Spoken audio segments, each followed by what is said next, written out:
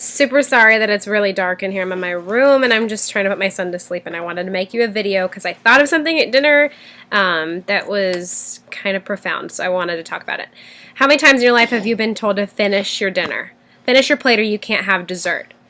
What does that do to us? I mean, it automatically trains us for obesity, doesn't it? I mean, if you have a huge plate, and usually adults are the ones making kids' plates, and adults don't think that kids' stomachs are only like as big as their fists, so that's not that easy to judge, especially if you're using a regular size plate for a kid. Well, what about your parents? Did your parents always tell you to finish your dinner? Did they tell you that you had to eat all your food in order to have desserts? Then you stuffed a crazy amount of food into your body so that you could have dessert because you know you wanted something sweet afterwards.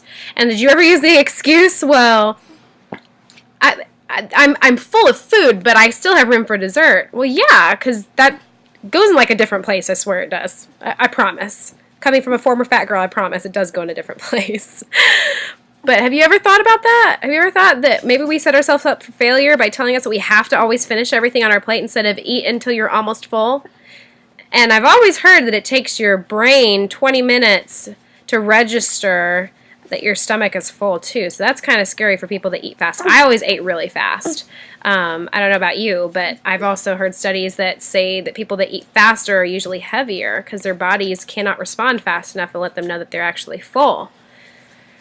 Some things to think about. So next time you tell your child to eat all of their food if they want dessert, really think about that because that might be something that led to your weight problem. And next time that you're sitting there telling yourself that you have to finish everything on your plate, please rethink that thought.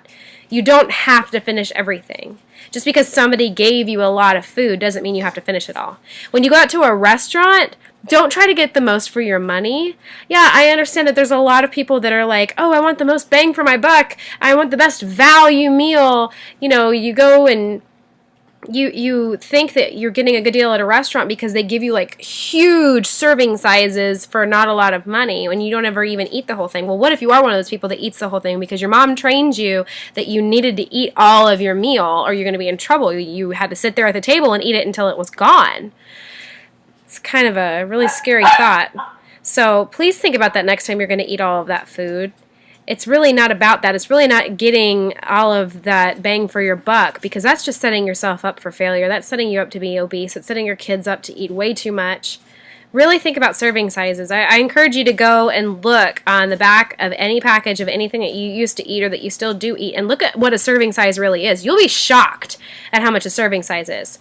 I'll do a video on reading serving sizes too because I know people sometimes get confused and they think that just because it says that there's 18 calories or 25 billion carbs that means that that's for the whole box when really it could be only 3/4 of a cup or whatever the serving size is.